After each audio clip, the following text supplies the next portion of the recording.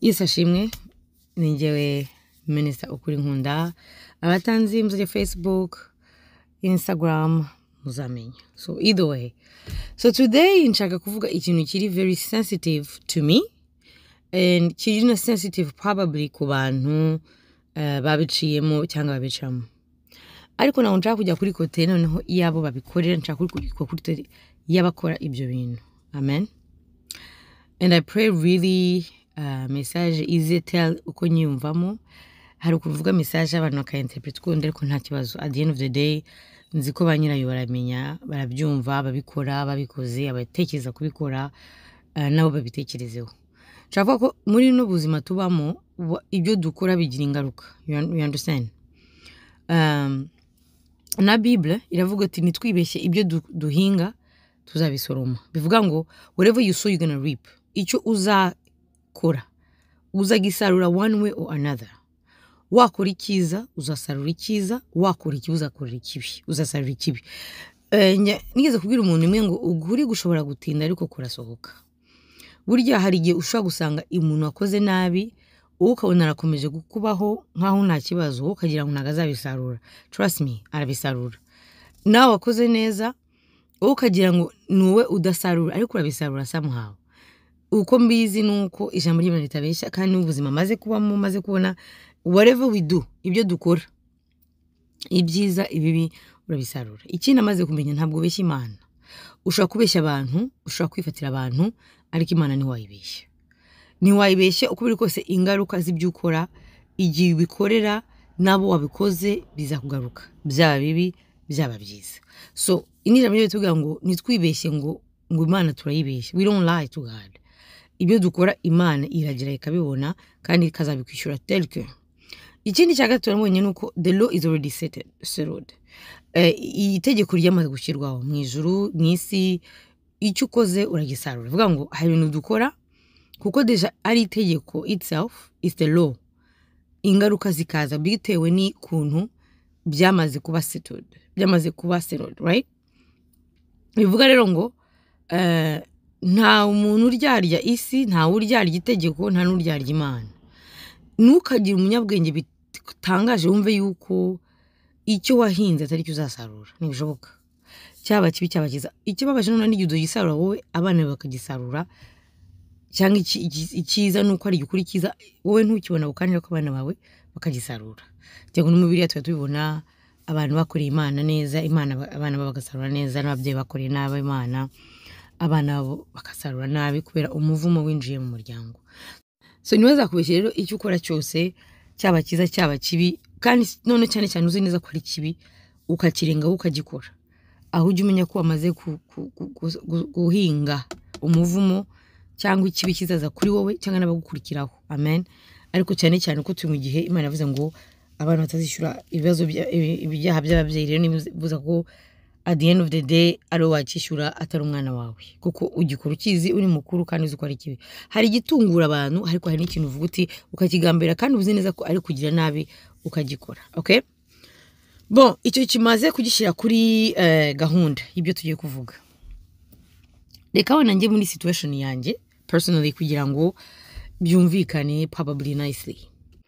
Ni situation nshaka kuvugaho kandi iba cyane navuga n'umuntu ariko ndavuga nti let me come nyivuge muri rusange kugira ngo nundi wirimo n'ababikoze ndetse n'umukristo. For me mbwira what I think.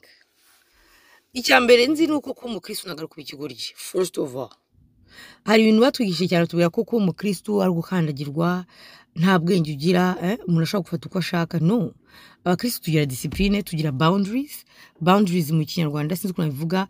Boundaries no kuvuga ngo nimba mvuze hoya ni hoya ntabwo ntumvogera. You see, haga abakristo ari kuvogerwa, ntabwo abakristo ari gusuzugurwa. Biterwa na situations.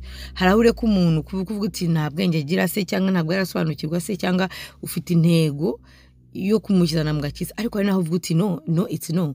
Ntabwo uri umukristo ugomba gukandagirwa gufata nk'ikigori ufite ubwenge. Imana yaduhaye ubwenge dufite authority. You know, turiyubaha tukubaha n'abantu.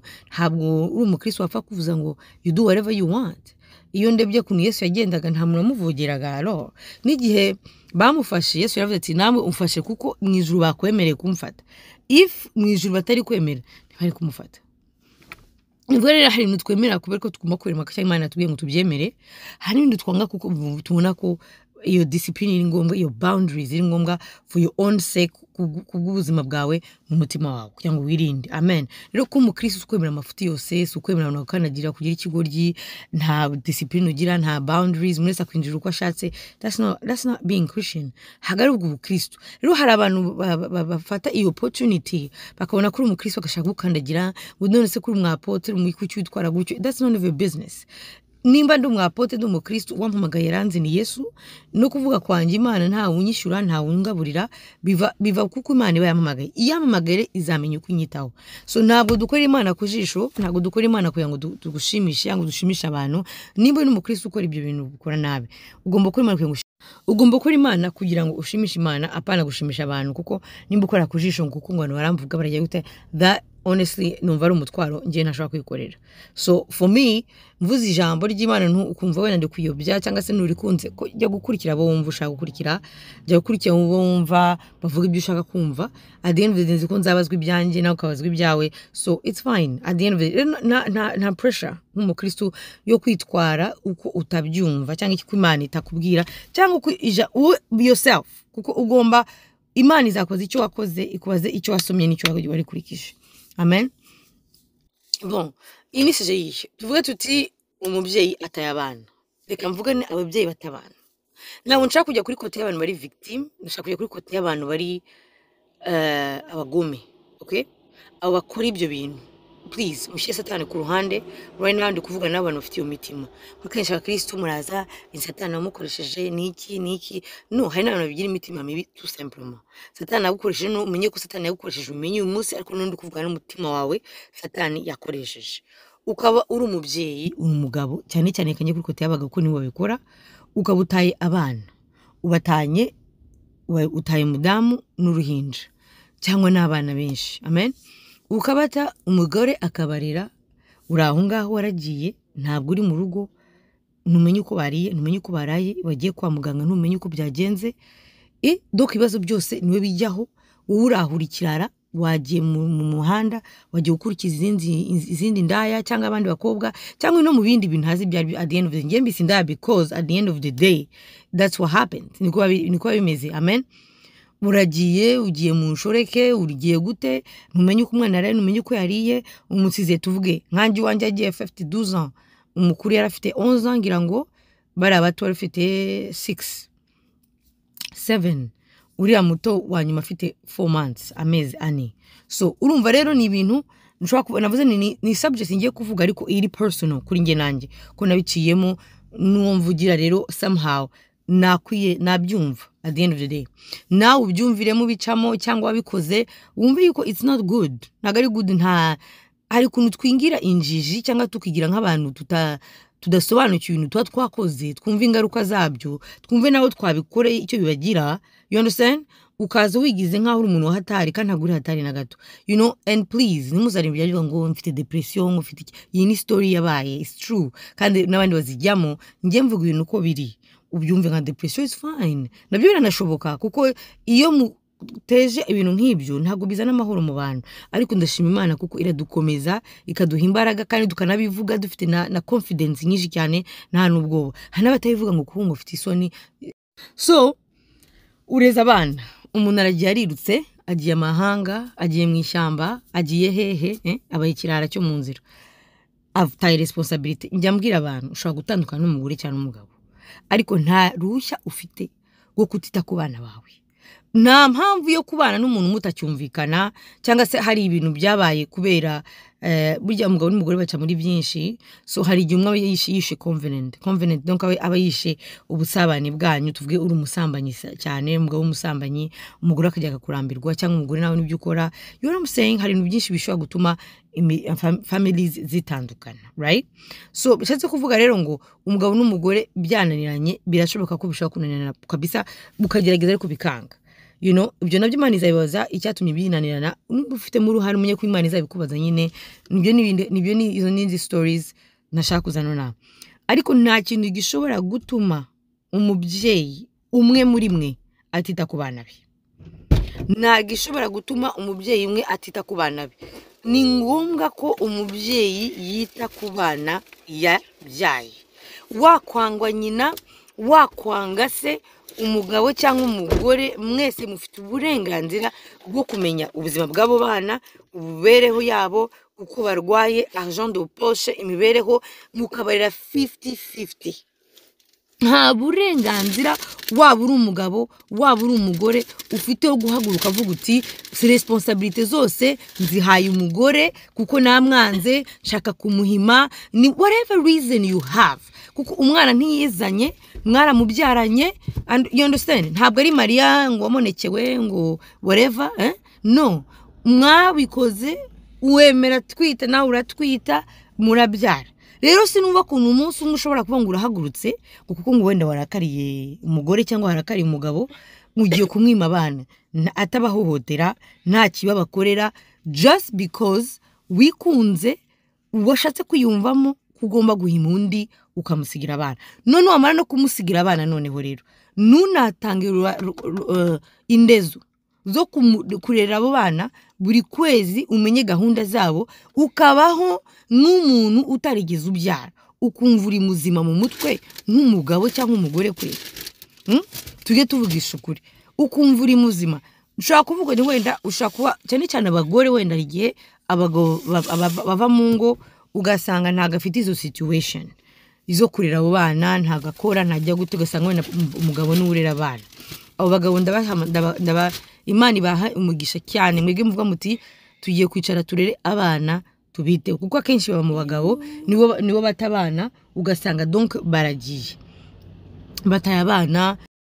Urumva akenshi abagabo bakora ibyo bintu cyane abagabo biwacu, rukirimo mvuga mu kirimi cy'iwacu, ukabona nta ndezo bishyuye, barabaho nkana cyubwi kandi ngo amafaranga bari kuyata mu nda itarababyariye, itarigeze ifata igiseko bwawe, wo kumva yuko umuhaye agaciro, ukumva umunyabwenge kwe. Numa mujya mvuga nk'abagabo b'ibigoryi, hakabagabo b'injiji, niko biri mu nshake cyangwa mu mbwire gute, niko kuko umuntu uzi ubwenge nakora ibintu nk'ibyo. Injiji cyangwa ibigoryi nibyo bikora ibintu nk'ibyo. Mu cyo bivuga ngo fools, mu Kinyarwanda ibigoryi niko babyita. Ukaba uri umugabo uricaye aho, uri umubyeyi, turekane ubugabo basi, ubugabo bwarakunaniye, ntibyashobotse, hari impamvu nyinshi amakupa adashobokana, ariko runo uri umubyeyi, n'ububyeyi bukunanire, ukafata ukagenda ukabimumyi kweri, ukagenda nkaho uri umusore, ukumva ko umwana w'amaraso yawe, umwana wabyaye, wita ngo uri umugabo, nta bugabo bukurimo.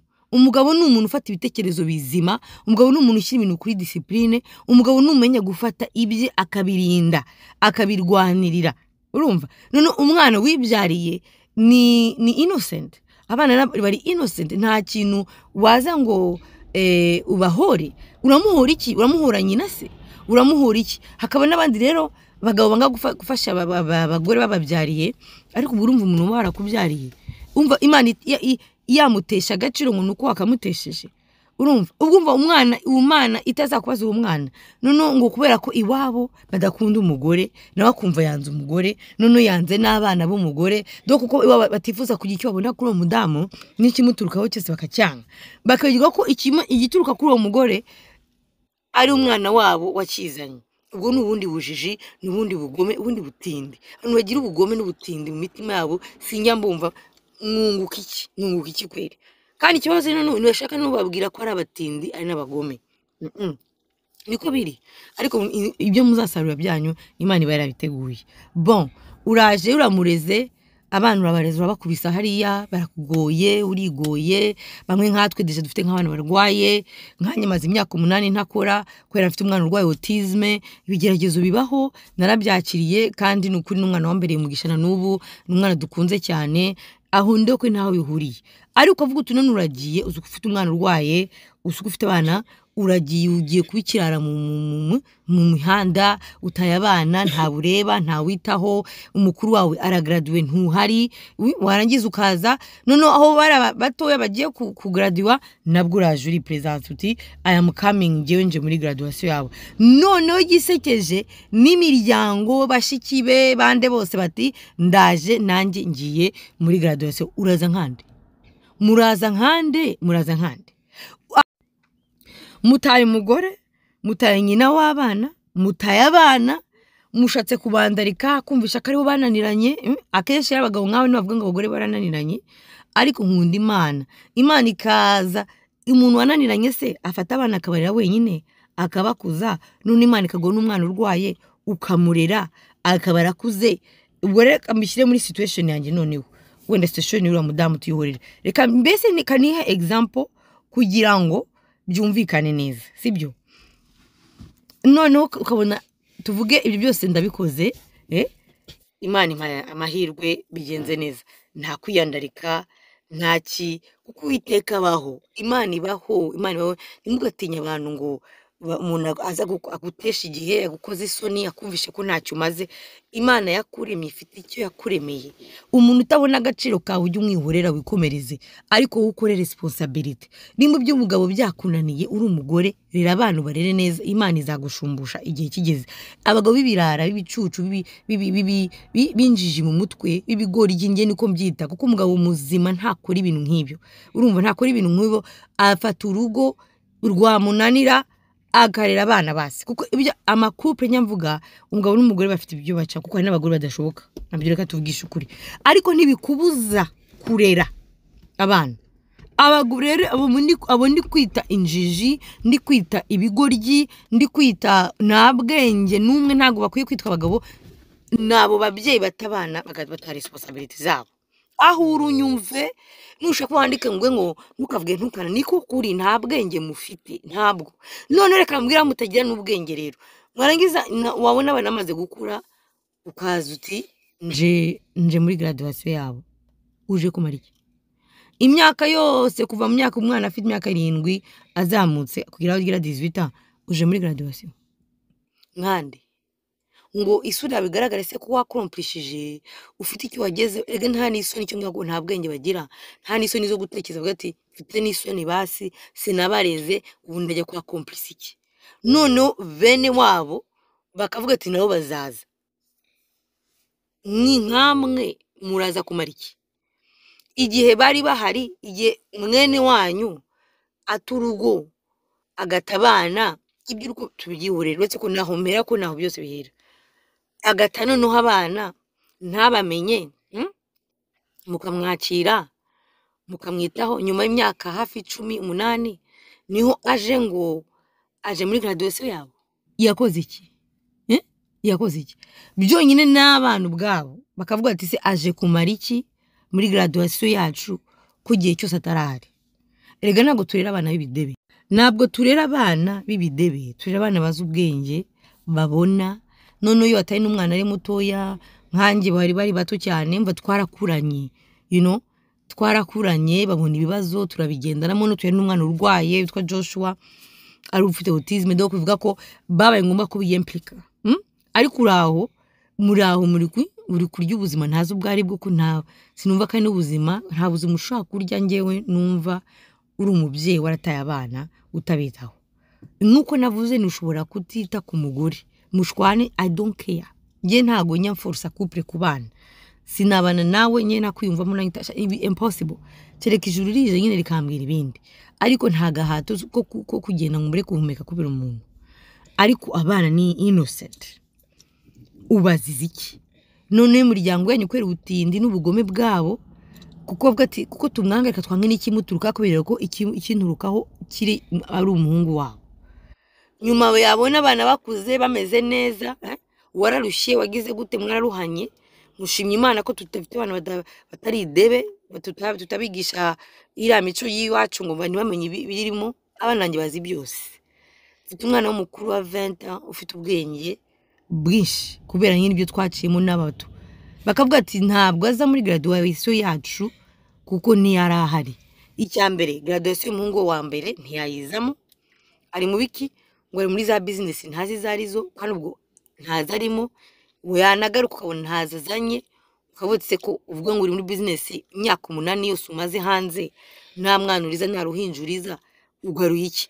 Nta nzu, nta kiraka, ntaki. I'm telling you, iyo niyo reality y'aba bagabo. Wiyumve kana wirebe wishishoza uvuga uti se wundi maze imyaka 8 ndi hanze ndi ikirara none ntari n'umubyeyi muzima ngeze kuki completely ugeze kuki ugasanga nani icyo ugezeho kuko nta mugisha w'umubyeyi wataye umwana. Ibintu biri muri Bibiliya byanditseho biri very clear, nta mugisha y'umuntu wataye umwana ntibibaho. Niyo uhinze ntacyo usarura. Mwihane bagabo mukora ibyo bintu, mwihane abagore babikoze ni bake ariko niba nawe uhari umenye ngo wihane. Amen.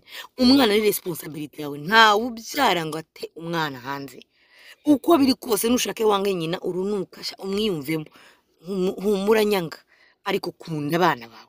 Ukunda abana barese uko akundisha umunwa no kuvuga ngo gusa ngo warabyaye nukubitaho. Mama couple yangahese ashwana ariko abana bakabarera, ukabona base bariza abana babo banyareza abana. Wowe urinde rero, wowe urinde udashoneho nyuma barakuze graduation ziraje nawe ndi president ndaje nange ndaza muri graduation zabo amakote amashati none ukanarenza bene wanyu abandi batagufashe bagufashije ahubwo kutabarera kubera ubujiji no kutamenya ubwenge ukabumvira. Wowe ukwege ko abana ari amaraso yawe, nubwo ari amaraso ariko wowe ni direct ukabumvira nabo bati turaje murajyahe igihe mwadesize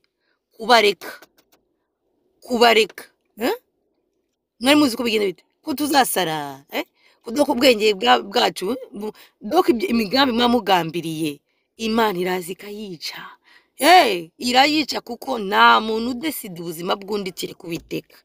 Nyabwira abadamu cyane twagiye muri situation zimwe, nukihebe kora icyo ugomba gukora nk'umubyeyi kikunaniye usenga Imana irazi gufasha, ariko ntukareke ngo abangaba kwifuriza ibibi. Urumva ngo ari bo wiyatandaho, never. Nta muntu wakuremye nta nuzakuvana ku isure cy'ijuru ribyemeye. No mpamvu ibyiringiro byawe bigomba kujya kuri Yesu, ku Mana, kujya baragazaga bagaruka nyine nk'abantu. Ubona imbwa ziba zishonje zishaka amagufwa, imbwa zishonje ziba zishonje zishaka ibyo kurya, baragaruka nuko bagaruka. Rero ibintu byakomeye, abana bagiye graduate bakuze, bahungu babaye abagabo, abakobwa babaye abagore, babaye abakobwa beza.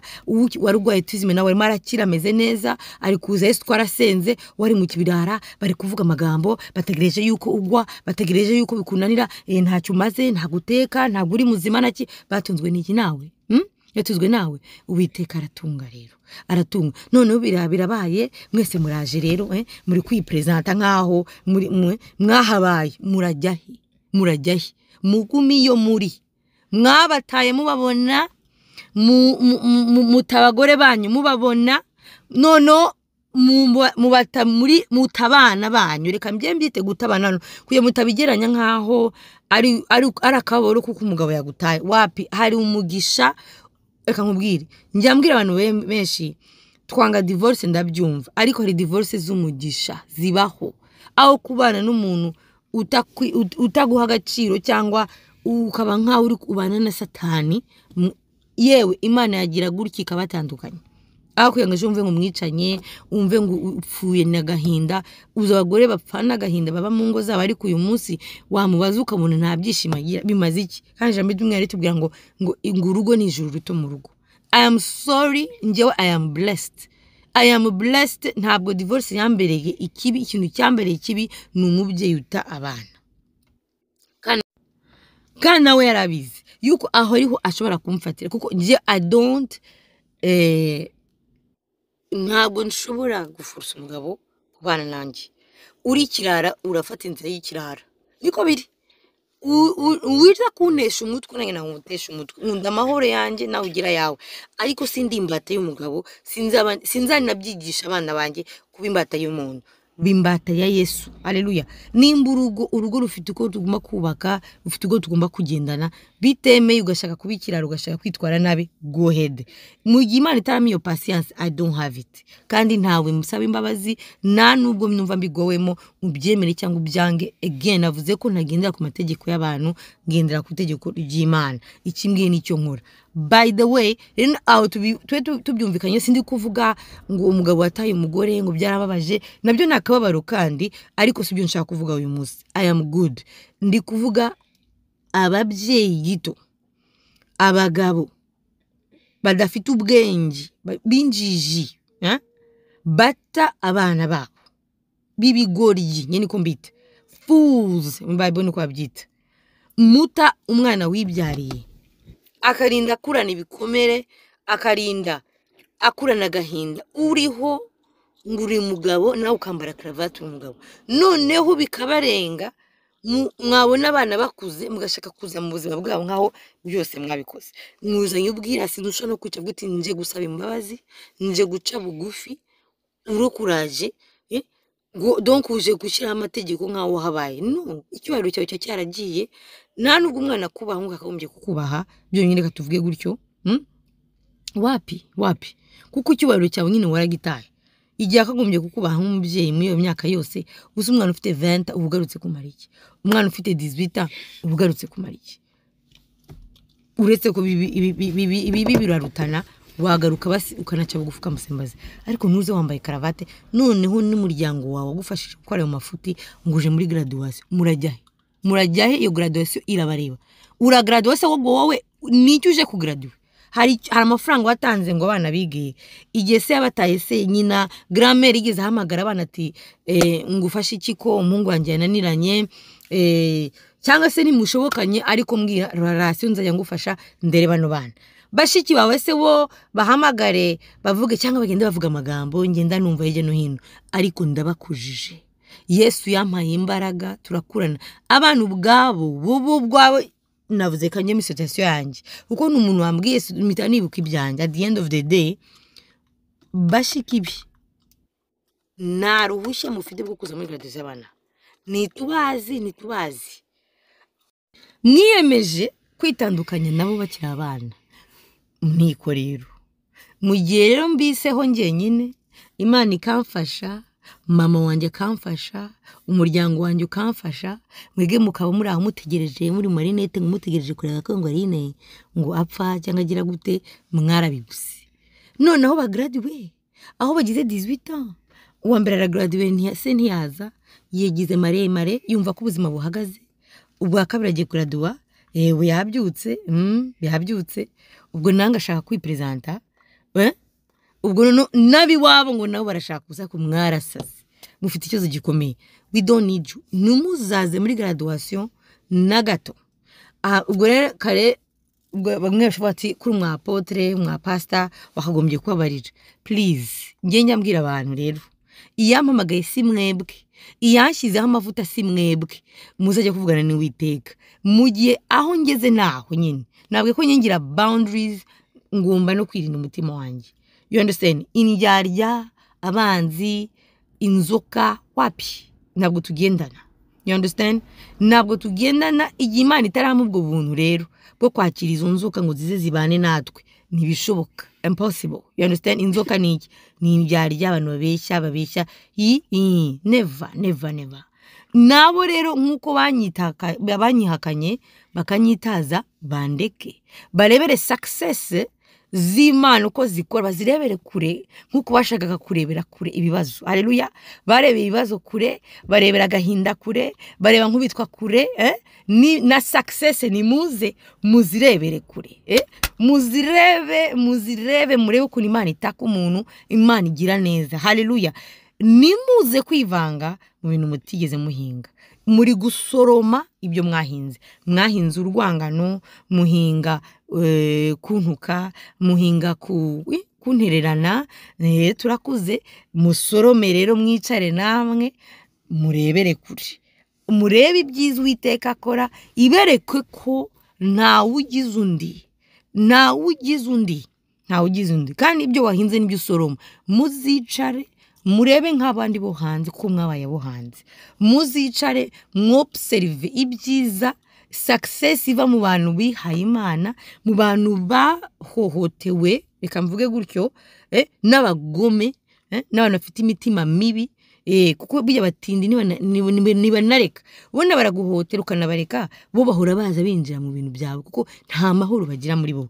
Nkuko nabaretse namwe mubareke, niko biri. Ubu barakuze bazakora decision zabo, ariko mureke babanze bagraduate, iyo season irangizanye nabo. Niko biri. Kandi nawe wabikoze umubyeyi uri ahantu ukabuze neza ko wataye abana bawe utigeze ubarera, ukaba wicaye kumva uri umugabo, nta bugabo bukurimo na gato, nta bugabo bukurimo paka enjour uzavuga uti ngiye guca bugufi nsaba imbabazi. First of all, usaba imbabazi Imana, usaba imbabazi nyina wabyaye, kuko buriya waramukomerekeje mu kumugira ngo, kuko nta hana Imana yavuze ngo bana tubarere bonyine, ni impossible. Naho uza Bibiliya uzanyere ku mubyeyi wataye abana muri Bibiliya bari hehe? Nibaho. Na Yosefu ubwe Mariya watwaye inda ku bwa Yesu ntiyashatse kumukoza isoni, ariko mwebwe ntacyo yabwiye, mugenda mwemye mukamufitiye inda ziri aho, mukuva muri abantu afite imaze no kubona ko twe nta nicyo yatubwiye. Antukangiye nkokote si cyo kibazo. Abandi hari n'umutwaro kuvaho ko wabandi, ariko ita ku bana bawe. We mugabo rero nibura wari uzi uko umeze neza, ukumva ntacyo uzasarura nabi, kandi Imana izabana. Mu gihe ugarutse kandi amugoroka uciye bugufi, uzi neza ibikomere wateje abana, ibikomere wateje nyina, ukaza uca bugufi, apana kuza ufite amarere maremare, kuko n'ubundi iyo wagiye waragiye baraze kumenyera kudahari. Uko niko kuri, kuko wabaze mu kuvuga uko muvuga, uko niko kuri.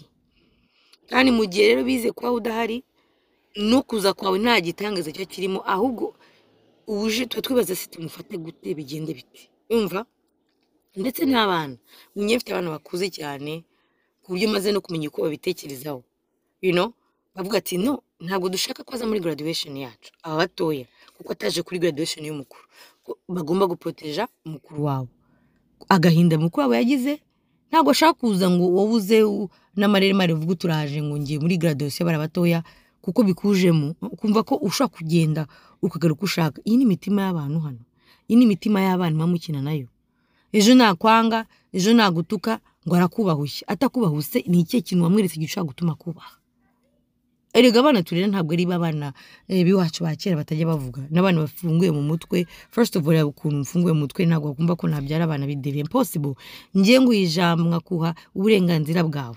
Umuntu afite uburenganzira bwo kuvuga ibibazo byamubayeho, uko abyiyumvamo n'uko abyitwaramo. Level ngezemo rero ni ibyo wahinze n'ibyo uzasoroma, niko biri. Yesu nge sindi Imana. Level yanjye rero imeze ite? Nubi. Mujije abana, nawe mubyeyi wakuje abana, Imana iguha umugisha. Umusingo mama bakuze, bakuri bagraduate, amen. Inzoka biyemera, bagome bakushaka kubona ejo, aba biyemera bashaka kubona babonaga byarakunaniye, byaragize gute, bihorere. Kandi iyo byakunanira uyu munsi, senga Imana ijira gutabara. Haleluya. Ikintu uzi ni kimwe, nuko God is near the broken hearted. Ngo abantu Imana ngo niyo isana imitima yamenetse, imitima yakomeretse. So ntago ari umuntu, ntago ari amategeko y'abantu cyangwa ushyira igitutu cy'abantu. Umuntu afite igisebe cyo, afite uko gitwara. Iyo level rero kigezemo ni iyo ngiyo, you understand? Murebere kure, murebere ibyiza Imana irebera kure, muze kwivanga mu bintu mutigeze muhinga. Nahingaga museka, musebya mugira gute, ariko wapi, ntibishoboka. Dukorera Imana igira neza. It's just the beginning. So nagira ngo rero nange message yaba babyeyi mwataye abana, please mumenye ko mwabataye kandi mwabakomerekeje, kandi ari responsibility zanyu zo kugira ngo bana baze bakira imitima. Ntimuze mwitwaye nk'abantu bagiye muri gahunda, bagiye muri mission, muragarutse mwumve ko mufite place yanyu, nta igihari. You have to earn it. Ugomba gushaka kongera kubona place mu buzima bwabo, ndetse no kubaha nyina wabareze udahari.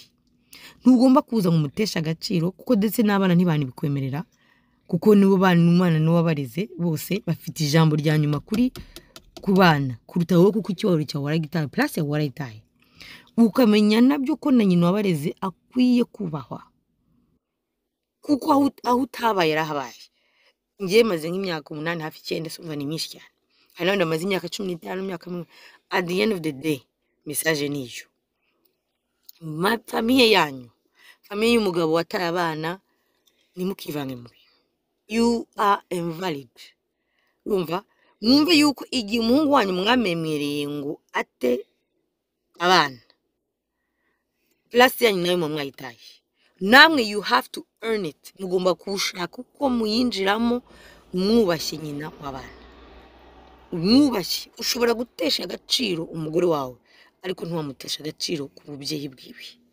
umubyeyi w'umumama wafasha akabyitwaramo neza nushaka kumutesha agaciro ibi se twarabikoreye turabitwitira wowe urinde ngo uzumbwire how ngomba kurera abana ndabareze uraho uri cyara mu nzira mbene wanyu bagufasha bagiye kugaradura ngo uraje kandi ni benshi babikora nta soni mwirinde rero mutanga amahoro nk'uko twayatanze mutabana turayabaha mukora ibyo mushaka Imana iraturinda mwicare mu ntebe nziza rero sasa mushyiremo sentire muri uko Imana igira neza igiye guhesha umugisha babandi mwataye. God bless you. Namwe bataye cyangwa bagize gute mukomere murere abana banyu bigisha Imana musenge twese tugiye nkeya dufite intege nkeya ariko Imana irazikadusanga bagenzi iradusanga narayibonye n'undi cyayibona none baba ndi bagutaye nibo baza bakwiruka inyuma nk'imbwa zishaka amagufwa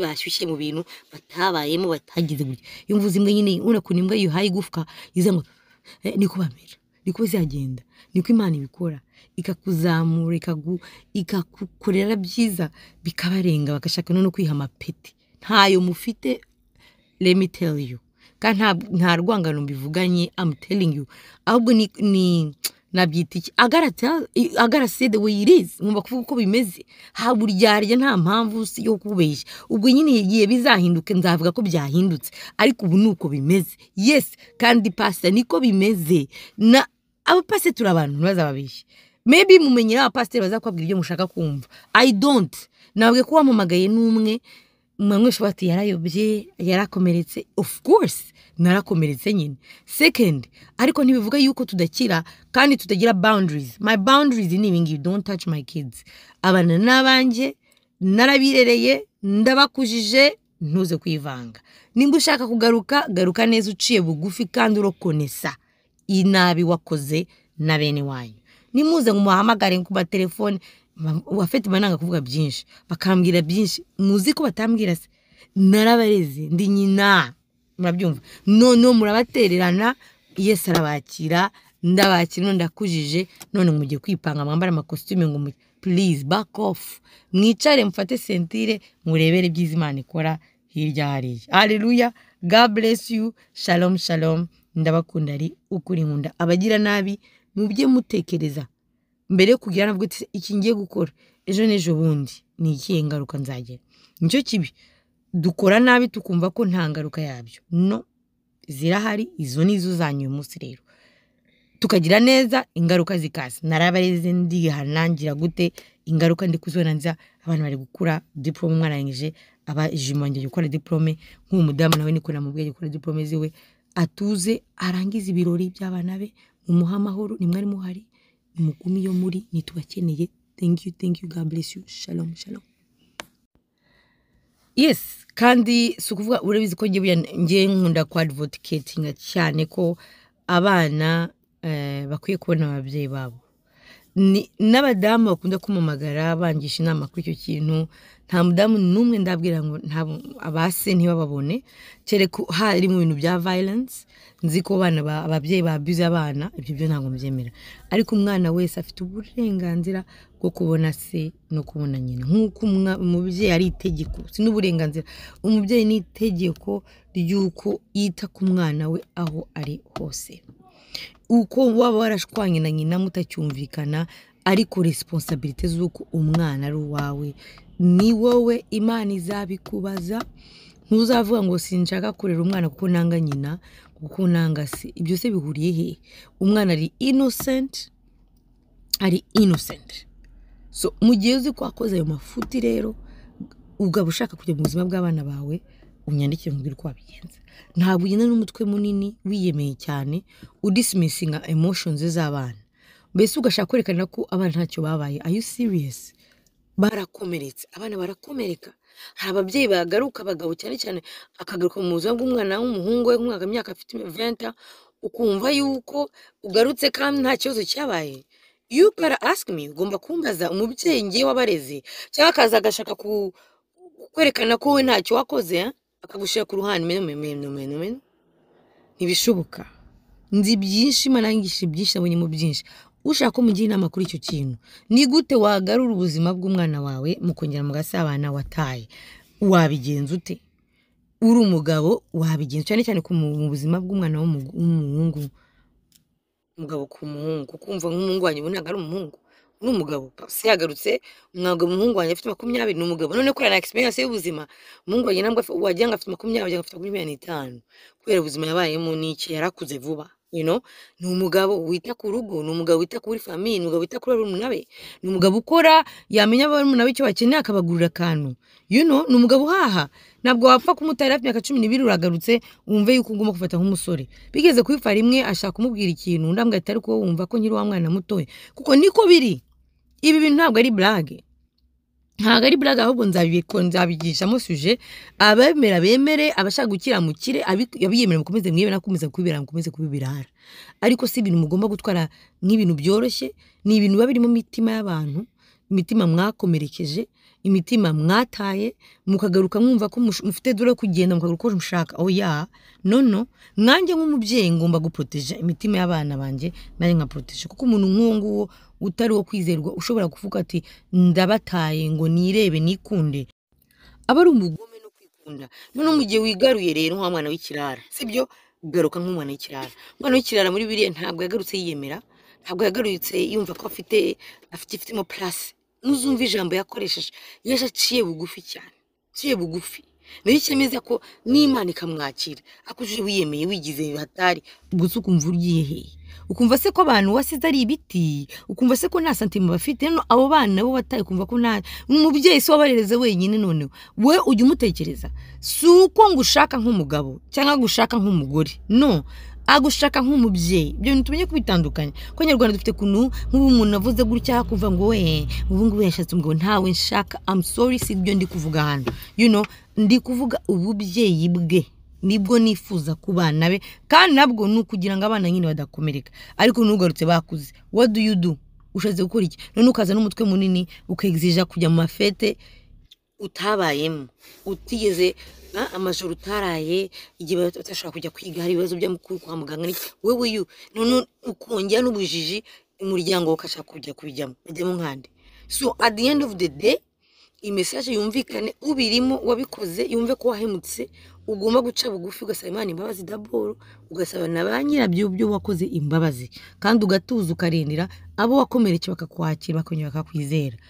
Naho ubo byabayeho nta mvura idahita. Honestly, Imana yubashye ukagenda muko ushoboye. Twese turi abantu, ntabwo turi perfect.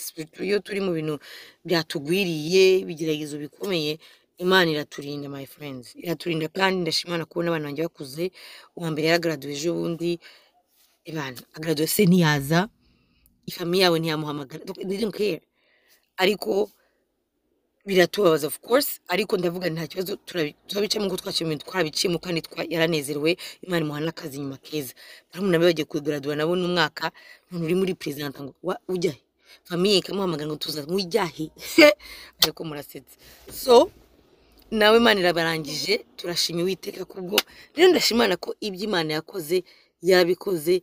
Ndashima Imana ku bana banje, ndashima Imana ko yabafashije na Joshua agiye 7 ans nubwo akirwaye autisme, ariko hari byinshi biri guhinduka, kandi abizi ko Imana bizabihindura paka ejo. Nkashima Imana, dushima Uwiteka.